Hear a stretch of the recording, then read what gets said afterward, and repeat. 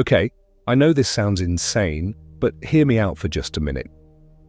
You ever read something online that just sticks with you? Not because it was scary, but because it felt real, like it knew you were there. That's what this is. A story I found by accident. Just a short little paragraph. No title, no author, nothing fancy. But the second I read it, weird things started happening. First, a knock. Then footsteps.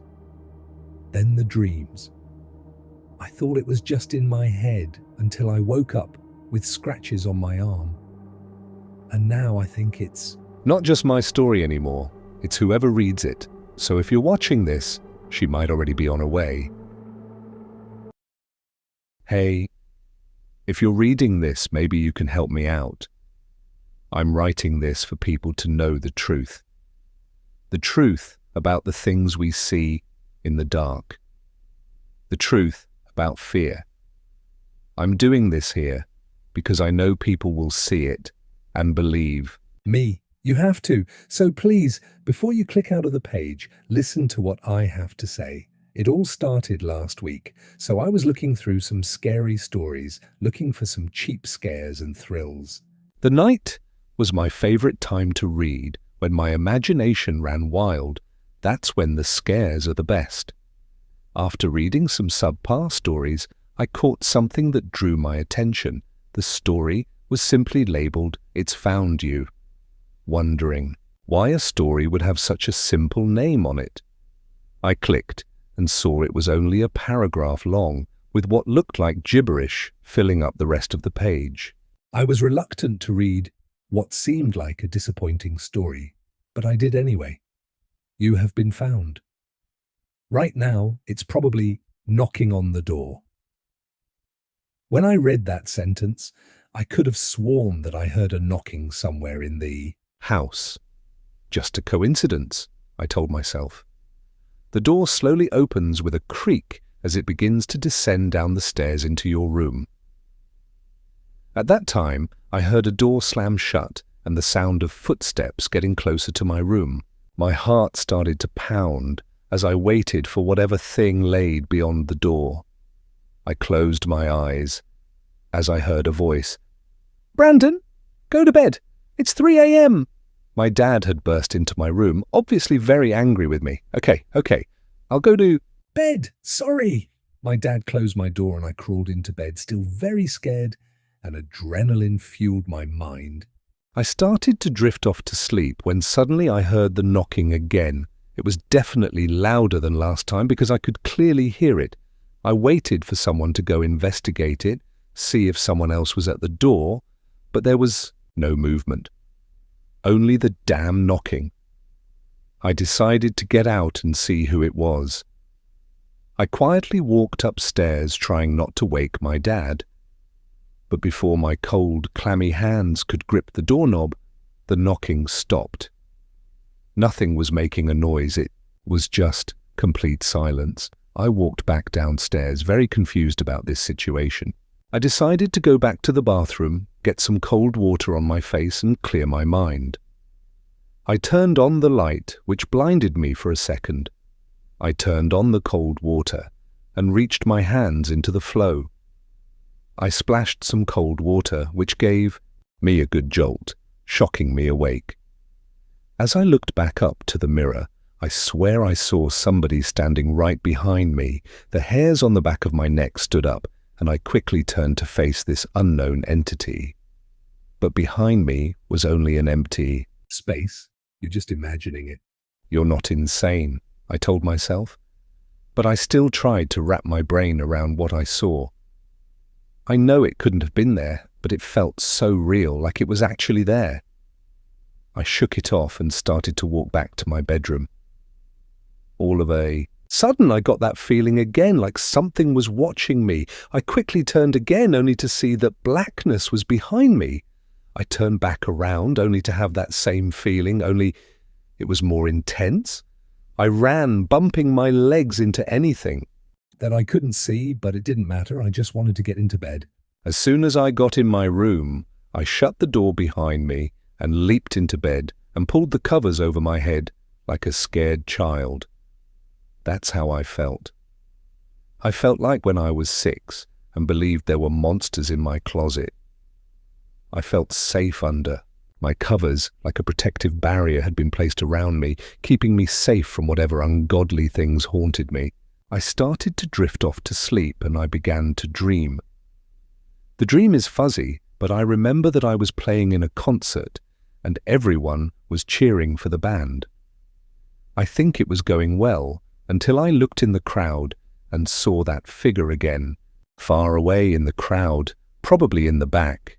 I couldn't look at it because my sight got blurry every time I set my gaze upon it, but if I looked away, it seemed to be moving closer until the creature was in the front row. Suddenly, everything just stopped. Nothing was going on and nobody was moving. The silence was killing me, but I saw that thing crawl up on the stage and I managed to get a good look at it. I don't want to recount every detail about it, but just imagine the Grudge girl, Samara from The Ring, and any other creepy girl you've ever seen mixed together.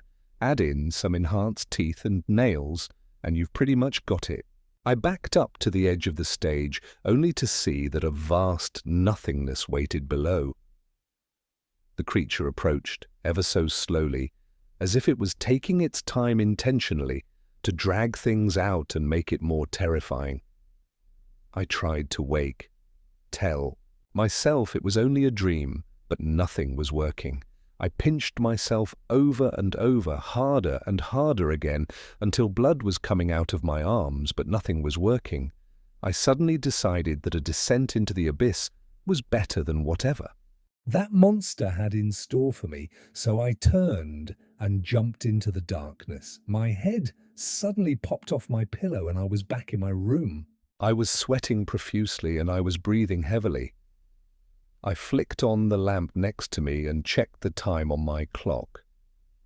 30? Are you kidding me? It's only been 30 minutes? I whispered to myself.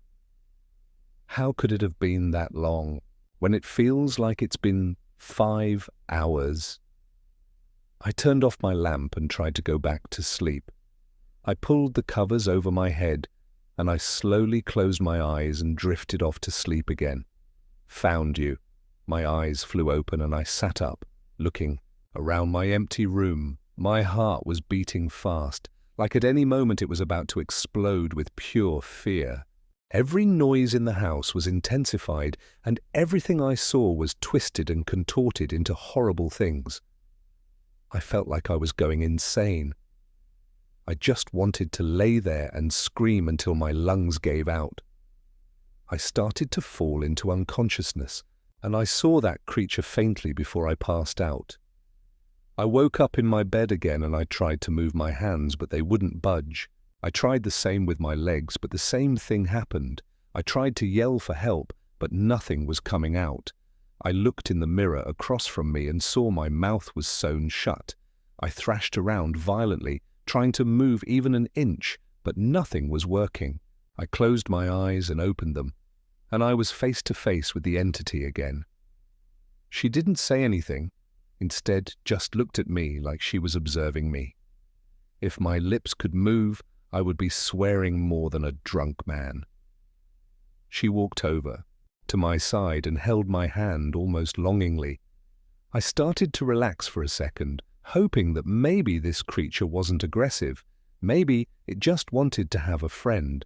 That thought was immediately thrown out the window as I watched her take her long nails and scratch my arm, cutting deep and hard.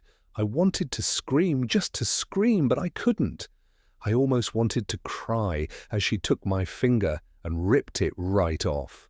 Tears rolled down my cheek, not out of pain, but out of complete fear. She stopped for a second to investigate my face like she had never seen a human cry before. She ran her hand across my face and it seemed she didn't like my tears. She ran her nails into my eye and pulled hard.